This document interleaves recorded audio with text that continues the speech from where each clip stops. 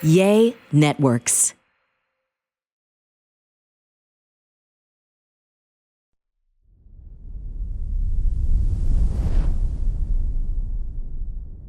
Welcome to a brand new episode of the Fitish podcast, which now needs to be rebranded as the Sickish. Yeah, we got it finally. It only took 2 years, but we got it. You actually sound really sick right now too. Well, I just like to have a raspy voice for this. No, it sounds nasally. So I apologize. Fran and I have been very sick for the last week. Remy got it. I'm sure a lot of you can empathize sitting at home over the holiday, because when I posted that we had been sick for a week, a lot of you said the same thing, that you have 3 kids, 4 kids, that goes through the whole house, and then you're sick for months at a time. And I don't even know how you handle it. I guess you just do. But I think that's the problem when you have multiple kids and one gets sick. You just know it's about like to tear dominoes. through. Yeah, but then it tears through so many and probably circles back by the time everyone gets healthy. Oh my gosh, yeah, it's rough out there. And Remy's not even in school yet. That was always the joke with Fran and I, is that, oh my gosh, when he starts school, he's going to get sick. But a lot of the messages I got from y'all were very reassuring. You said that kids tend to get sick a lot, or can, and we've been lucky. This is only the second time Remy's been sick, and he's almost 2, but you say that it happens a lot before 2, and if they get sick a lot, that their immune system builds and they're better. So yeah, so that's what we've been doing. That's what we've been doing over the holidays. But everything, Candy's black eyes healed. We're on the up and up. I finally took myself to urgent care after day 5 of a fever and being up all night coughing. Oh, when you get that cough, that it's not the congested cough, but it's like the dry cough that you go, oh no, I'm not going to be able to stop. So it happened when we took Remy to the doctor for being sick to get treatment, and I had to leave. And I just can't wrap my head around why. Can we just not be treated at the pediatrician? Can they just not have an adult general practitioner there that can just come in when the adults are sick and see us too and give me some? I thought that was the whole meaning of family doctor. Well, but that's not a family doctor. I agree. That's a pediatrician. So they only treat kids. I'm sure there's insurance reasons, all this other stuff. So I think that it dawned on me, we need to find a family doctor. I looked into this. I didn't tell you this. The issue with the family doctor is they don't specialize in peds. So like, a pediatrician like specializes and only treats little kids. Yeah. And so a family doctor will often tend to treat adults more often than not. And so, yeah, maybe once he gets a little bit older, I think finding a good family doctor would be the right fit for us. Because I agree. I had to go to some urgent care and wait last night just to get some meds. And I'm in there and the walls are so thin that I hear the doctor going, let's do a hernia check. Cough, and I'm thinking, oh my God, he's cupping that guy's balls. Like, have you ever had a hernia check? Yeah. Is that what's happening? That's probably really painful, right? Well, no. So I had actually a hernia, and they don't cup your balls. Well, in my situation, they just touch here. Yes, they do. In my situation, they didn't because my hernia was here. How unlucky for you. So you cough because what a hernia is a rupture of your tissue. So something bubbles up. So when you cough, like the muscle pops up. Thank you for that visual. It's my pleasure. The YouTube audience, the 5 people that watch our YouTube channel get treated every week. Yeah. So that's why they didn't cup my balls. But yeah, if I wanted that service, I would have gone elsewhere.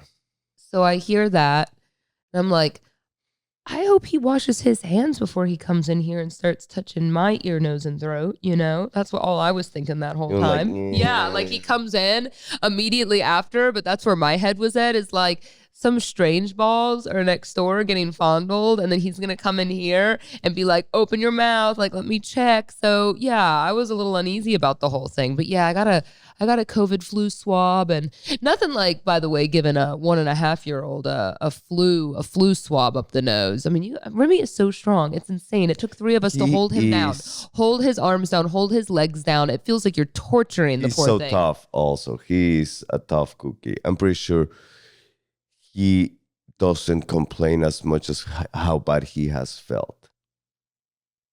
Yeah, he handled it pretty well, poor thing. So yeah, anyway, we're all on the up and up now. But An interesting topic came up between Fran and I over, the holidays when we're sick. And I think you've been seeing this a lot in the news. So I thought we'd talk about it on the show today a little bit and just kind of give our perspective. So hopefully really little kids aren't listening to this show because it's R-rated and you'd be a bad parent if they are. But what is going on judgment. with this trend that apparently is catching on, and I'm sure you've seen, of just coming straight out and telling your kid that Santa's not real? It's insane to me in a way because and it's funny, actually, my opinion on this, I think, because this is very subjective, right? I mean, it's your child, it's your decision to do what you want.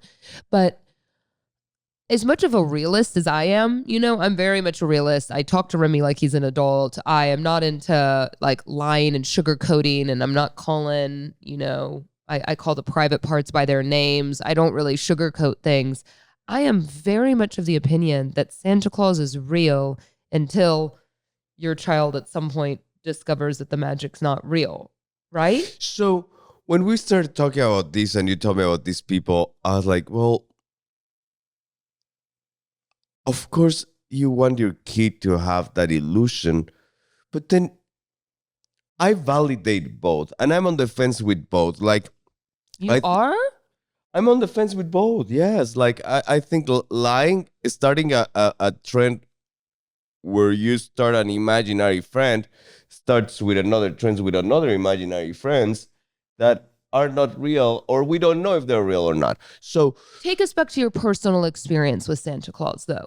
At what point did you believe in Santa Claus until you didn't? And do you recall this lie? Like, are you like, I am not traumatized by this lie. absolutely not. I don't think any of us are traumatized. I think milked Santa Claus for 3 years after I found out. How did you find out? Do you even remember? Well, yes, I was around like 9, 10 years old, and 9? or 12. All my cousins are older than I am, and it just made no sense. That seems very old to still believe in Santa. Our producer saying, how old were you when you found out? Oh, wow. You found your parents doing Santa. Yeah. Oh, but we didn't tell our parents that we knew about Santa Claus till like we were like 21, so we can keep receiving gifts. I'm just kidding, like around 13. I don't recall what age I was, and I guess I should ask my mom. We should call phone Candy and see what she says. Yeah. I remember certain things. Like I do remember, and I just don't, you know what I mean? How you have these memories of childhood, but you don't remember if it was all in the same year, if it was different years. Like I remember spoiling Christmas to a certain extent one year for myself and opening up a closet and seeing a bunch of presents, then looking at all of them and then closing it and then seeing that that's all I got on Christmas morning. And so I don't know if that was the moment for me, or I remember hearing my dad one night, it woke me up and I went down and he was assembling a drum set. And that was obviously going to be from Santa. So I don't remember if that's, if that's what it was or if that predated the other memory that I have. But regardless of all of that, I was much younger when I discovered that, Santa wasn't Santa. My memory at least is like I was like 5 or 6 years old. Wow. Because I remember my mom telling me not to tell other kids at school. And so regardless of all of that, there's this point of the ages of 2 to 5 or 6 or whatever it is. And did you tell other kids at school? Because I can see you doing that. That's terrible. No. Santa doesn't exist, you little goofball, gullible. Because that's the other danger, isn't it? By the way, that then your child, if you decide to have this honest relationship with your child, fine, right? To a certain extent. But then they could spoil it for other kids. And that's not really your call to make when it's not your children, and that's the danger there, So yeah, I'm not saying there's necessarily, I am saying actually, never mind. I think it's wrong to spoil that, at least let them ask questions about it, right? It's like with everything else, how you and I kind of speak about religion, like at least let your child explore their options and teach them about the things that exist and the beliefs that exist, because how can you argue that Santa's not real, but then you're going to tell them that some person in the sky is real? In this day and age, when we were kids, we didn't have cell phones. We didn't have social media. We had internet, and it was really slow. And we, like, in this day and age, if you want to know what's real and what's not, in the surface level. It's easy. Like, it's not, things are more logical and things have to make more sense. And that's my hesitation of telling my kid that there is a Santa. Like, what the difference is if Santa brings the gifts or we do it? I guess the difference is that we can control the narrative, like religion. Like, if you behave, Santa is a third party. It's the bad cop, good cop. You're the bad cop. Santa is a good cop. If you don't have that good cop, then like, you have to use a different strategy for them to behave. I don't know. Well, the same reason I feel about religion, though, which I know takes us to a whole nother level of conversation for sure. But there's this element, it's like Disney World to me, right? I look at Santa as the magic. You know what I mean? And it's like, if you have ever seen a child at Disney, which I can't wait for the moment to take mine, but after seeing kids when we would go on our kids trips every year, after seeing these kids who are at that certain age that they still believe that when they are meeting Belle or Elsa, that is the real Belle from Beauty and the Beast. That is the real Elsa from the movie. And it is just the most insanely magical experience to watch this child, feel that they're really meeting this princess or that they're really meeting Mickey and Minnie. And it's just such a moment of joy. Like, why take the joy away? For me, Santa's never going to be about be good or Santa won't give you gifts. Like, that's not how I am as a parent. I'm gonna, I'm not going to use it. I don't intend to be a fearmonger like that. It's more for me about the magic of like the tradition, right? Like, it's a beautiful story, right? And which is what religion is in a lot of ways. There are beautiful stories about, being a good person and all of these wonderful things that happened in history. And these are nice stories, right? That people believe in and live their life by. And that's kind of what I feel about Santa or the Tooth Fairy, or I don't know, all of these things. I don't know how I feel about the Tooth Fairy either. The Tooth Fairy is kind of, I actually like the Tooth Fairy, You don't get to pick and choose. You don't get to pick and choose your fictionals. I do. We're all in on the Who fictionals. said that I don't get to pick and choose? Are we going to do Elf on the Shelf? Yes. You're going to help. We're going to start December 1st, right? So that means we should have already started, by the way. So we're a few days in. Yeah. And we haven't, well, he's not going to know any different. He's becoming more aware, but I don't think he's going to, he's just going to grab that elf on the shelf and terrorize him. Doll in the Hall didn't go well. Doll in the Hall was just that. It's going to go well next year. He's still, by the way, in case no one asks, the question that no one asks, Remy is still saying Halloween every day. He still wants to look at Halloween. He's still obsessed with Halloween. He's into Grinch. Christmas hasn't catched up. Yeah, not so much. I mean, he likes some of the Christmas stuff, the reindeer and whatnot. I'm hoping once everyone gets decorations out, we can drive him around and he'll get excited. But you take it off retirement. Because friends referencing that I'm holding my Stanley Cup right now, 2 reasons. I found it clean in the cupboard. Secondly, I have not had a sip of water in what feels like a week. Like, I could not be any other level of unhealthy that I am. I've been so sick. I mean, I haven't eaten. I've hardly had a liquid unless it's just to stop coughing. I haven't had food. I haven't had an appetite. I think you finally reached your newborn weight. It wasn't the goal. No, I did lose a lot of weight being sick. I haven't eaten anything. I've felt awful. I have felt so sick. My newborn weight, hardly. But not the goal. No, I don't feel good. But yeah, I'm trying to hydrate. The Stanley Cup really works well. It would be a nice gift, honestly. Like, I was a hater for so long. So I'm always happy to admit when I'm no longer a hater. But anyway, we're doing Santa. Okay. Okay? Babe, I'm very grateful to everything you want. Agreeful, not a word, and no, you're not. Okay? Agreeable, and no, you're not. I like agreeful better. But agreeful. Yeah. Agreeful's fine. I mean, you can use it if you want. I just like to help you in business. No, you don't I say like it. I will say I will start throwing at it little by little so it grows. So it catches on. So I was actually, like, in my ADD, I was driving here to record the podcast and I was listening to the radio, this radio station. I never listened to the radio, but they just got me my car back and all the radio stations were messed up. Hispanic radio station, they were talking about the word perreo. Like, perreo, Hispanic people use it like to say we're gonna go to party, we're gonna go dance. Like Will you say it again? perreo, Perreo? perreo. Perreo? Comes God, from that's a the hard word one. perro, which is like Dog or Yeah. fuck? dog. So perreo, the Royal Academy of the Spanish language just decided to put it in the dictionary.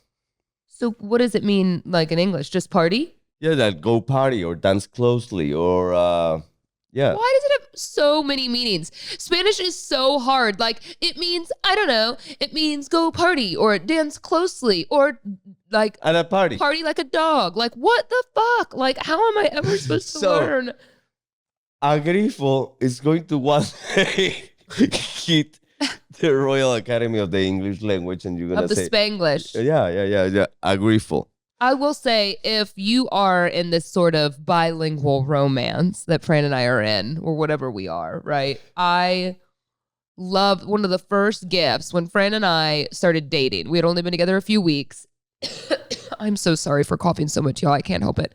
This is the most I've talked to. We had only been together for a few weeks. I think it was like the first post sleeping together gift, which is amazing, by the way. That's an amazing move for all the guys out there. Not that we have a lot of single men listening to this show, but like a gift post first hookup, unless you brought a gift on a one night stand, that'd be weird. Well, the only gift that you can leave in a one But night we had been stand is one dating. that We you don't actually want. didn't sleep together for, I don't know, I think like 3 weeks. We had been on a bunch of dates. And so before we actually like spent the night like that together. So anyway, you left me a book called, what was it? Mexi slang. Mexi slang with a cute note in it, and he had signed it, and it was actually so thoughtful, so awesome. And I still haven't really read it, but you get the point. It was great. But no, I read through it, but at the time I knew zero Spanish, and I just kept asking you, why are there 50 pages on what word? Like chingar. Yeah. Or chingon. Yeah. So impossible for me to understand the context of all of that. So I feel like that would take a while. I need to get back on my Spanish lessons. Yeah. Yeah, so we are like, if you want to do Santa, we do Santa. If you don't want to do Santa, I'm in the fence. I just think that a lie is a lie. You know? I'm going to remember that every time I catch you lying about something to Remy, because I think we haven't even scratched the surface of the white lies that you're going to have to tell a child about things like, oh, it's not going to hurt going to the doctor. Oh, it's no big deal. You're going to tell him going to the doctor. Oh, you're going to get 5 shots. It's really going to hurt. Don't lie to him. Don't lie. Well, the thing is that, so there's a huge difference, and this is a difference that there is a mistake that a lot of people make. One thing is, like the typical girl or guy that says, I'm just very honest. It's like one thing is being very honest, and the other thing is like without reason saying your piece. Like if I go and we're going to the doctor and he's gonna get five shots and he asks me what I'm gonna get, you're gonna get 5 shots. He asks, is it gonna hurt? And I was like, all depends. We will figure out. But I'm not going to go ahead and say, you're going to get 5 shots and it's going to hurt like a motherfucker, because I don't even know if it's going to hurt like a motherfucker. I just think that joy is something that is so hard to have anymore as you grow up. And I think when I think about childhood, for me, and I know it's just such a deeper conversation, but joy is so important. And we live in a world now that is so... Think about how few of us live a life of joy every day, especially as an adult, right? Like I wouldn't say I live a super joyful life. Like I'm definitely happy and I'm in a good place and this is a nice chapter for us. But I think the reality of adulthood is just, we are. I don't want to say stripped of joy. It's just that once the rose-colored glasses come off and you're an adult and you see all the pain and suffering in the world, I just think that there is almost zero magic anymore. And it's so nice to kind of now have this child that just is exploring and learning the world. And if he were to straight up ask us one day, is Santa real? I think I would be honest with him. But until that moment comes, why would we not have some sense of tradition of just Santa? Maybe it's just one gift that he brings. I mean, he's watching The Grinch. Like he knows, I think, that The Grinch isn't real. Well, until I put the scary ass Grinch costume on, but he knows the Grinch isn't real. But I think there's just this element of joy, and that's all I'm trying to have for him, because I think, how can you prolong just a sense of joy? Not about lying to your child, but just a sense of feel good joy and magic, until unfortunately we all start to realize that the world just kind of sucks. The world still has a lot of things amazing to bring. But yeah, I'm with you. Mr. Optimistic. I'm not. Like I do feel joy every day at least once. Yeah, no, that's fair. Well, hey, speaking of whether it comes from Santa or you're going to choose to spoil Santa, we have some cool gift ideas. So let's take a break and hear from one of the sponsors of the Fitish podcast. It can be so overwhelming to try and find a gift that's appropriate for a kid, because there are so many gifts out there, right? Like, once you have a child, you start seeing all of these ads and you're just inundated with so much stuff. And KiwiCo has just been the coolest discovery for Fran and I that we didn't even really know about, honestly, until we were expecting Remy. And I love that they've been a sponsor of the Fitish podcast, because we've gotten to try some of these different KiwiCo subscription boxes, and they kind of take all the guesswork out of what's appropriate for your kid depending on their age out of the equation. They just know. And from the time that Remy was an infant, right, that KiwiCo offers something called the Panda Crate. And you're like, well, what does an infant even need toys for? Well, first of all, they're only really seen in shades of gray and black and white. And so that's where these black and white flashcards come into play. And other sensory, they're exploring all of their senses, right? So from, kind of touching this braided ball that has this bell inside so they can shake it and hear and feel different things. We also got this little like rubber triangle that he was playing with. And so I just loved it, because I noticed that he was really intrigued by these. And I think the best part about it too is these subscription crates come with multiple toys inside for the price of, getting one toy at a toy store that they may only be interested in, for 5 minutes and then abandon it. Remy ended up loving that Panda Crate for many months, actually. And then the crates grow with them as they age. So if you, need to get a gift for your kid this holiday season, or maybe you want to buy a gift for your grandchild or your friend's child, a KiwiCo subscription is exactly what you need. This is 9 different subscription lines for different ages and categories. So there's something for every single kid. And the thing about these they're really fun, right? I mean, you have the Panda Crate for the infant, but as the child gets older, you can kind of choose based on their interest level, because, maybe they're interested in butterflies, or they're interested in more kind of engineering or science and experiments and activities. Brian and I keep joking that as Remy gets older, we're going to struggle. We're going to struggle to do some of the activities, because they're going to get more and more challenging. But this is such a great hands-on way to enjoy serious quality time with your child. Unwrap more than a gift. Discover hands-on fun with KiwiCo. Get your first month free on any crate line at kiwico.com/Fitish. That's your first month free at kiwico.com/Fitish. Welcome back to the show. So yes, Fran had a big 40th birthday. Wah, wah. Yeah, it was. We were all under the weather, but nonetheless was great. I think it's just funny to say, like, I finally catch up with all my friends. Well, now they're You turning did? 50, but Your older friends, you Yeah. did? yeah. I didn't know that. Tell us about it. What do you mean? Oh, you mean you're catching up with your older friends? I thought Yeah. you meant you like actually caught up with some of them. No, like in age, but it's just crazy. Like, time really goes really fast. Older people, do y'all remember when we were younger and the old people always said time goes by so fast? And you're like, yeah, beat it. And especially now when that we you're get a older, kid, you're like, when you're wow. a kid, times go so slow. Like a year, School days school and year summer is like break. goes so slow. So, but I am very happy to be 40. I feel that I get into my 40s with very accomplished as a person, very accomplished as a family man. I couldn't ask for a better gift than my little Rem. and I'm very excited to see what's to come. But it is for sure a milestone. It's like that's like you're now like a real adult. You've been a real adult, man. No, you can play dabble in the.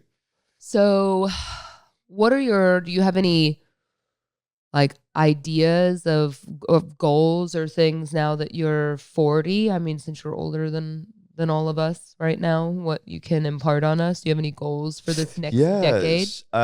My goals is to be able to move at some point with all of us. Yeah. Get out of Dallas. Not that I don't love Dallas, just find an environment that is more suited for my kid. Build my business in a way that I can do that.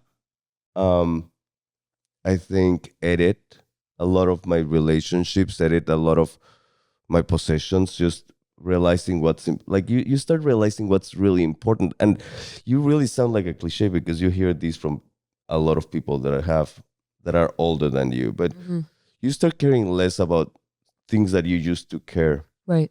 And the other day I was running out of the door to get something from my car, and I think I had my boots outside the door, and I just put my boots on, and I was wearing pajamas, and I run to the store.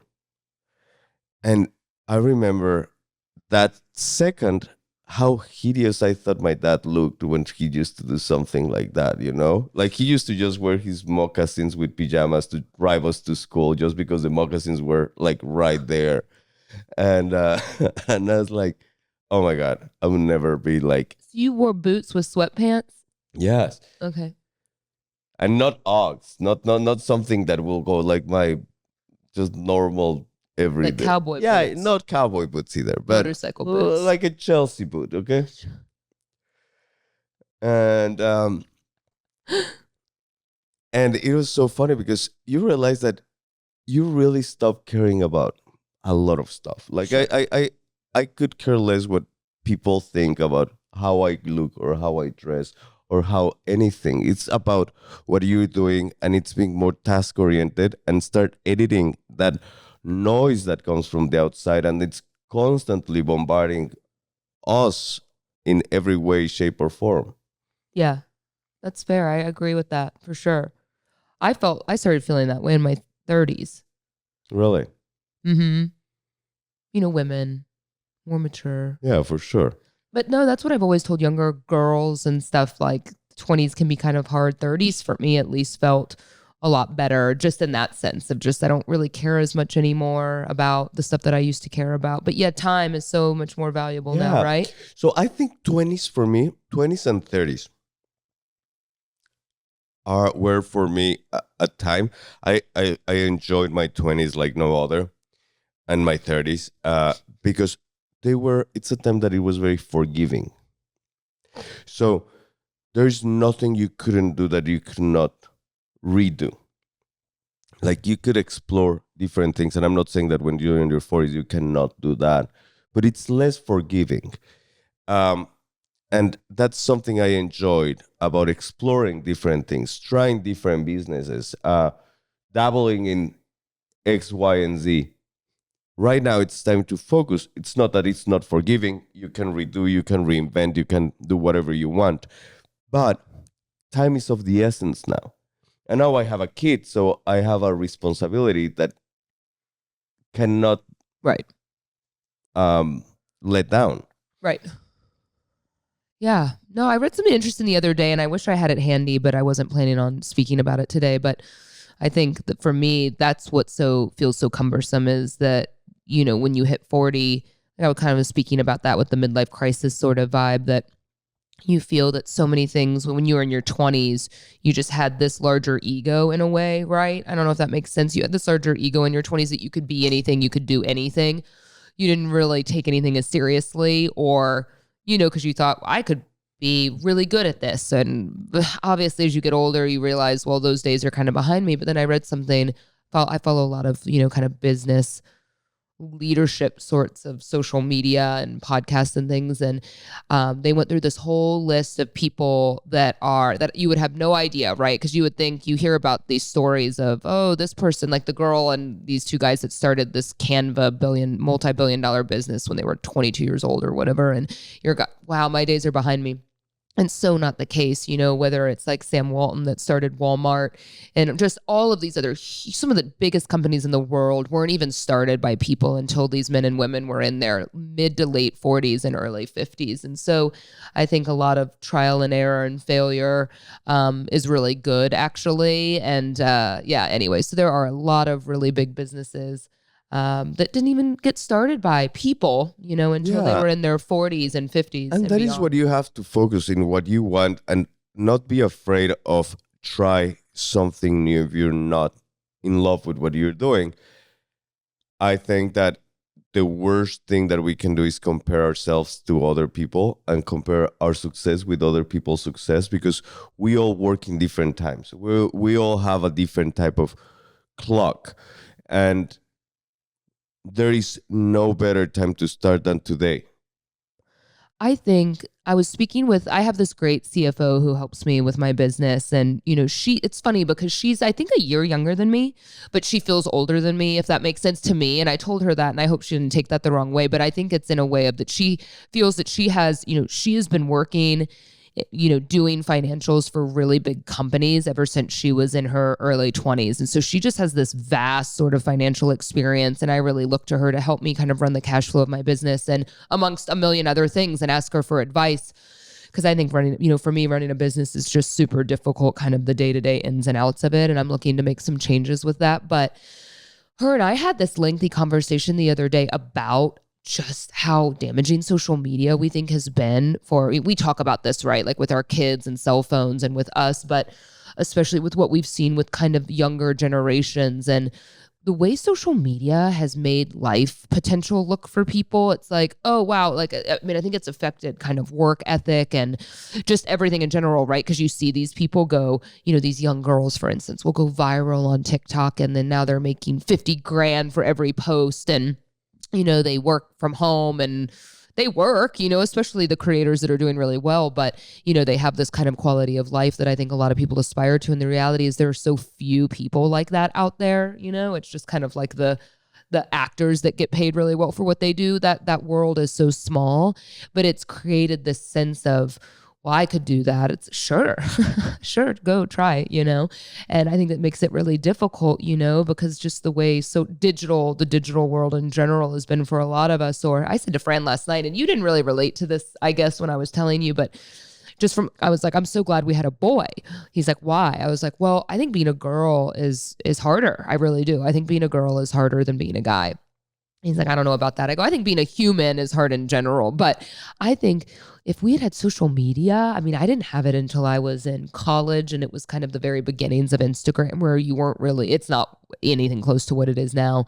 But think about these young girls, 10 and 11, and they are seeing other girls, right? You're seeing these other girls that have a lot more money than you, and they're shopping, and they have all this makeup, and they're doing all of these things, and they're like over sexualized, and then you're like, wow, I don't have that, and it makes you feel bad. When I grew up, I didn't even know how much other people had, growing up, that I thought everything was great. And if I had social media and I saw that there's kids out there that are like making a lot of money off the internet, or they're like having private planes and they're doing all this stuff, I didn't even know all these places in the world existed, it would make you feel kind of bad, right? Of course it would, especially when you're still forming your brain and your concept of your identity. And so, yeah, it's a tricky situation to try and figure out how you raise a child now, because it can make you feel really bad about yourself, or make you feel, even for us, we're old enough now but yeah, I certainly have days where I'm like, shit, this person's doing this well and doing this and this, and you're kind of like, it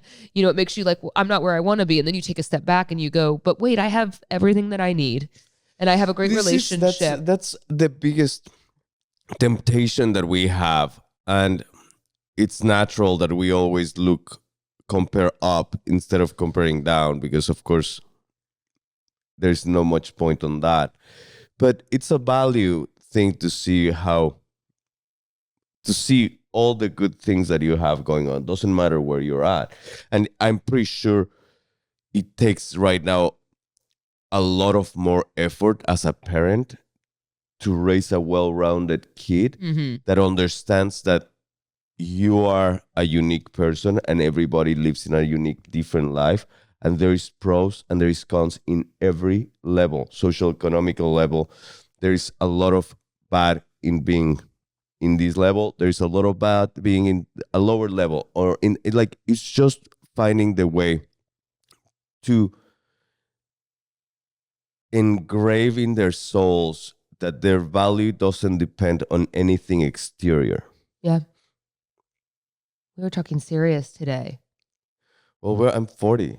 There is no time for jokes anymore. Okay, I'm texting my mom right now to see if she responds, but she's watching our child right now. So I'm going to ask her if she remembers when I stopped believing in Santa.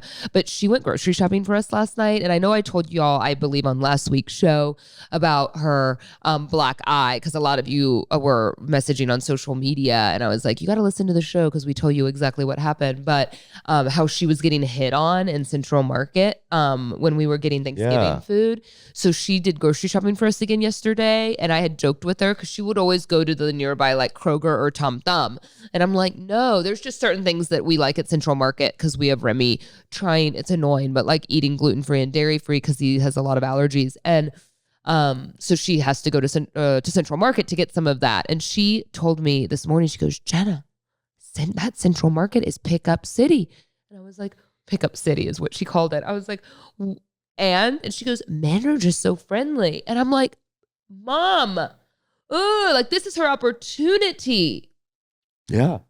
I mean, part of me doesn't want her to fall in love because then she wouldn't move to Europe with us if we wanted to move, but like, I think she should for sure get herself out there.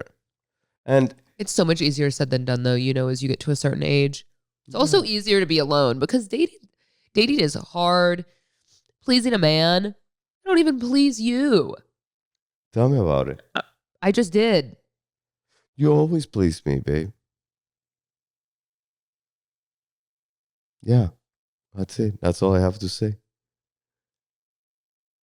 I'm just going to stop. I'm going to talk less and see what you fill the gaps with. So let's start with intellectually, we have really good conversations. Oh, how you're pleased? Yeah. Oh. Yeah. There's always room for improvement, but we all have room for improvement in many, many, many ways. I have room for improvement on Friend's 40th birthday gift, y'all, because I hate to say I dropped the ball, but I think all that back and forth if I don't want anything, and him and I keep saying we're just going to go on a trip next year to celebrate our dual, birthdays, which is great, but it's such a love language for me. And so I had two other things. I was trying to get this custom piece of art done, but it couldn't be done until January. And I was like, forget about it. Okay. And then I have someone working on something else and it's still not done. And I don't know when it's going to be done. So there's that. I ordered him a t-shirt. You see all those ads of your face or you're getting your face on a shirt, but I got Remy all over it. I literally ordered it 6 weeks ago, still not here. So that didn't show up. So I just got him a banner that's better, more fun than two 20-year-olds, which I don't know. I thought it was funny, and balloons and cookies, and I got him a new coat. But you start getting him regular stuff and it just kind of feels like a regular birthday when you feel like 40 should be something more meaningful. And then I was going to take him out to dinner. We were sick as shit. So I'm really sorry. It was just a want Babe, for we sure. were all sick as I was dogs. trying to take down the sign out of the kitchen yesterday because it's been a week. He's like, no. I was like, what do you mean? He's like, don't let it end. I was like, all right, I'll leave it up as long as you want. I'll leave it up till those balloons die. Remy loves those balloons. Yeah. Big balloons are cool. Yeah. Yeah. Well, good. Well, we'll celebrate. We'll have a more official celebration when we get out of all of this and try and do a little vacation at some point. We will. We'll celebrate jointly when you join the 40th club. Not long for me. I was actually watching back and some of you reminded me that I said that my goal was to be able to argue with Fran in Spanish by the time I turned 40. And that was a few months back that I made that bold claim. And now I took a bunch of Spanish That'll be lessons the and only then I argument stopped I'm gonna again. win. I haven't done a lesson in a month and I had been doing like 2 a week. I know. You will win that. You win a lot of arguments. You'll win that. You would win that argument. No man wins an argument. I wish that's what happened when you turn 40, that you realize that you shouldn't try and win the argument. I never try anymore. You like low blow it. You like hit below the belt. That's what you do in an argument. And then I cry and like run off, and that's how they end usually. Well, as I said, no man wins an argument. Yeah, that's true. Even a win is a lose. All right. Well, I am going to take Remy to get Santa photos this weekend since you are leaving us and you're going to go out of town, which I'm upset about, but I'll get family photos and I'll Photoshop you in. Great. I'll send you my pics that I prefer to be photoshopped with. Friends going to Mexico and for something. And I feel this sense of danger when he goes to things like this. And I don't know if that makes me sound silly, but you're going to like someone's birthday party in the middle of nowhere, a lot of like political officials. And I asked him, is this safe? You know, because I am not a fearmonger with going to Mexico like a lot of people are. I don't think going to Mexico is dangerous or scary or anything like a lot of you will ask us about it. But things like this are always a little bit more concerning for me because I always think I would feel the same way if I was like doing anything with any political official anywhere, right? Like you're going somewhere where there's just like a lot of high profile people. Is it going to be safe? And what did you say to me when I asked if it'd be safe? Yeah. Great content, Fran. Great. Thanks for your contribution today. No, there's going to be more security there than Biden's will have. I will not be worried about that, baby. Well, we finally got an answer from my mom. She said she remembers me thinking about it or thinking that Santa wasn't real in 3rd grade. So you were like 9. Yeah, I guess so. I thought I was younger. Maybe I was. She said that I never wanted to stop believing. Yeah, so no. that Santa came all the way to high school. Oh, 100%. Like my mom used to come like when we were like 13, 14, like, so where do you think that Santa lives? I got to get Candy on the show. If Candy was here listening to Fran, even considering telling Remy the truth, she would lose her mind. Candy would be so upset. So, yeah, no, so we milked that Santa guy till we could. Well, that's what we're going to do. We're going to do it this year. Let us know what y'all think about that. I'd be really interested to hear your thoughts. Are you pro Santa or pro Santa is not real? Let's spoil the fun for everyone. Which side of the coin? Let us know. Yeah. And thank you very much for all your sweet messages on Instagram. I haven't been able to get around to answering all of them. Oh, too busy? The talent is too busy to respond to everyone's I've been well responding, wishes? but little by little, you know, like Get on that. I am doing that. You can just But say, thank you. you can also be like, thank you so much, copy and paste it and send it. I like personal touch, you know? Mhm. I like to add my little 2 cents. Well, we will see y'all with a new episode next week. Bye.